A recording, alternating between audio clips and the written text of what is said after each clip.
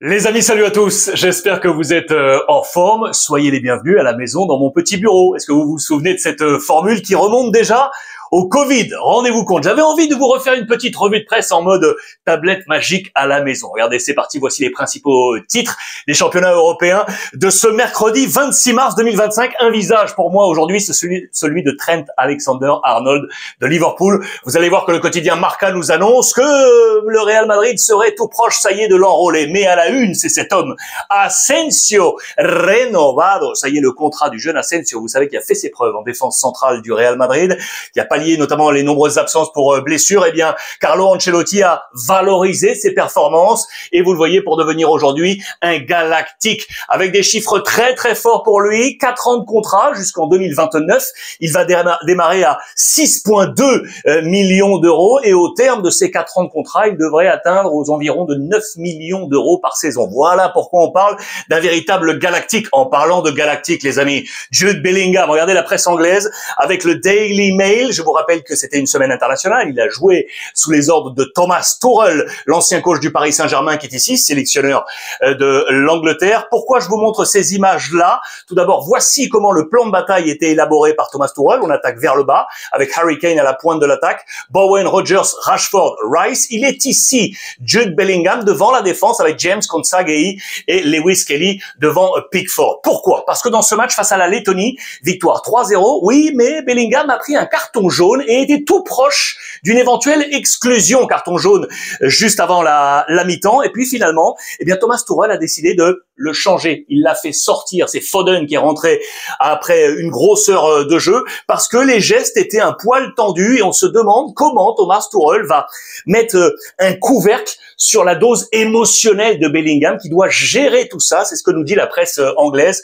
On va revenir du côté du Real Madrid, mais voilà un papier très intéressant sur Jude Bellingham. En parlant toujours du Real Madrid, 2 points. Regardez les unes du quotidien AS. Je vous ai mis aujourd'hui et hier. Regardez hier. Pourquoi je vous la mets? Parce que j'adore ce visage. L'opération Huysen. Vous le connaissez très certainement. Défenseur central qui a choisi la sélection espagnole. 19 ans seulement. Huysen, patronyme.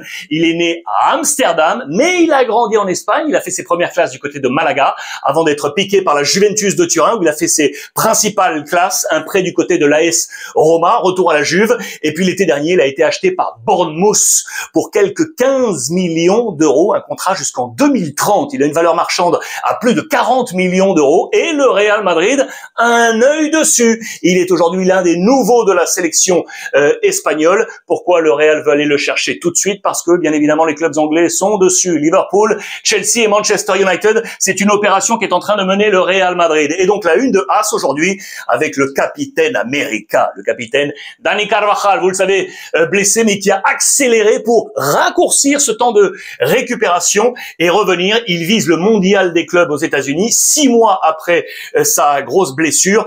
Un retour très certainement, non pas précipité, mais il a alimenté l'énergie parce qu'il sait qu'un homme devrait arriver au Real Madrid. C'est là la une du jour. Trent Alexander-Arnold de Liverpool, les amis. Voici la page du quotidien Marca. Marca qui avait fait plusieurs unes depuis le mois d'octobre dernier. 4 unes, ce chemin pour nous amener aujourd'hui à nous dire que ça y est, ça devrait tomber d'ici peu. Trent Alexander-Arnold devrait rejoindre le Real Madrid. On parle d'un contrat de 5 ans, les amis, pour le latéral de Liverpool. En parlant de prolongation de contrat et autres, regardez la 9e symphonie de Modric. Le titre est là et le jeu de mots de 9e symphonie. Pourquoi? Parce que Modric pourrait signer 1 an de plus. 9e contrat avec le Real Madrid. Lui qui était arrivé en 2012 en provenance de Tottenham. Depuis, eh bien, il a signé 8 contrats avec le Real Madrid avec les prolongations. Et là, ça pourrait être la 9e donc symphonie de Modric au Real Madrid. Il aurait gagné 1 an de plus. Ça, c'était l'image entre la Croatie et l'équipe de France de la Nations League côté Real Madrid. Un point sur le classement. Le Real qui est toujours à la 2e place, égalité de points avec le FC Barcelone. 4 points d'avance sur l'Atlético Madrid. En parlant du Barça, l'actualité justement. Regardez la une de Sport d'aujourd'hui. Levi à tope, le buteur polonais du Barça qui nous dit très clairement qu'il sait un poil doser, en accord avec Hansi Flick, son coach, pour être au top dans le sprint final. Maintenant, le mano à mano avec le Real Madrid et quelques distances avec l'Atlético, il veut impérativement être l'homme fort offensif du Barça pour cette fin de saison. Derrière, en revanche, ça couac. Là, il y a dossier, les amis. C'est aparta. Il s'écarte. Iñaki Peña, les amis. Pourquoi? Vous le savez, Ter Stegen avait été blessé du côté du FC Barcelone. On était allé chercher Szczęsny, qui était en pré-retraite, l'ancien d'Arsenal. Sauf que ces derniers jours, on nous a annoncé que le Barça voulait garder Szczęsny. Une proposition de discussion de prolongation de contrat, ce qui fait que Iñaki Peña se dit, mais à quoi je sers, moi, aujourd'hui, cet ostracisme? Il le dénoncerait dans les coulisses et il se pose des questions quant à son avenir. Il pourrait quitter le FC Barcelone. Ça fait 13 saisons déjà qu'il est là, après avoir quitté Villarreal. Il y a donc 13 ans. C'est un joueur qui est peu utilisé depuis qu'il est au FC Barcelone. Il s'interroge. Je vous emmène en Italie maintenant, les amis. Regardez les unes de presse, Corriere dello Sport et la Gazzetta dello Sport. On va parler de Tudor, bien évidemment, à la Juve, la Tudor thérapie, lui qui a remplacé Thiago Motta, mais on va commencer par là. Regardez, le cadeau qu'on a réservé à Inzaghi, le coach de l'Inter Milan. Regardez, il tient entre ses mains là le blason de l'écusson du Scudetto, le titre italien. Vous allez comprendre où je vais en venir. Voici les pages intérieures. 1 million pour Simone. C'est très simple. Simone Inzaghi, en cas de maintien, s'il conserve la couronne nationale, s'il est champion d'Italie, comme ce fut le cas la saison passée, eh bien, il va gagner 1 million de bonus en plus. Il est là, ce million. Regardez, 4 saisons d'Inzaghi à la tête de l'Inter. La première, il avait 4 millions d'émoluments avec la Coupe d'Italie, la Supercoupe. Deuxième saison, 5 millions d'émoluments avec la Coupe et la Supercoupe.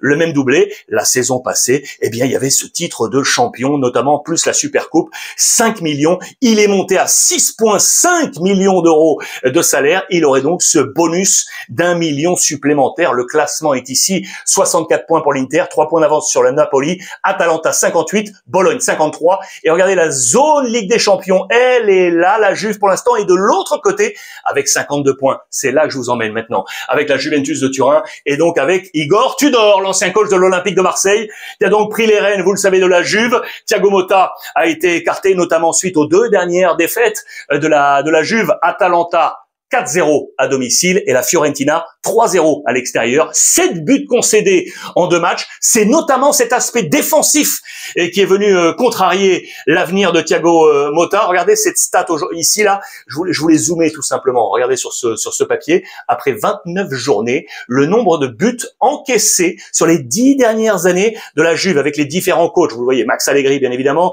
Andrea Pirlo, il y a du Sarri ici et la première ère Allegri. Eh bien Motta est tout en haut.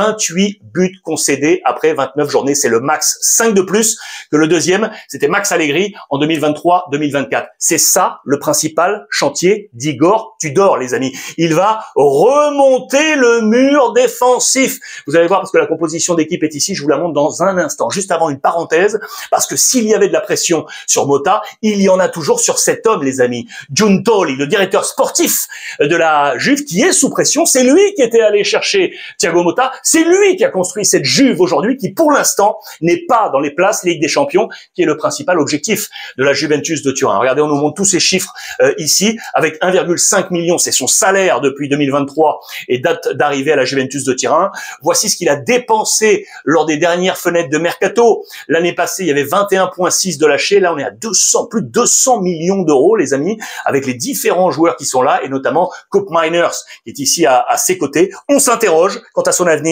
Il n'a plus de crédit, il va falloir performer et on est en train de parler d'aides supplémentaires sur le staff technique et de direction pour faire que la Juve performe davantage avec des noms que vous connaissez très certainement pour ceux qui connaissent le football italien. Calvo qui est ici et bien évidemment Chiellini, l'ancien qui est déjà installé aux différents bords de la Juve. Il pourrait monter d'un cran dans sa dimension à la Juventus de Turin. Regardez, pour finir, je vous montrais ce 11 là, je voulais zoomer. Voilà à quoi pourrait ressembler le nouveau 11 de la Juve, version Igor Tudor, avec donc un bloc défensif, une défense à 3.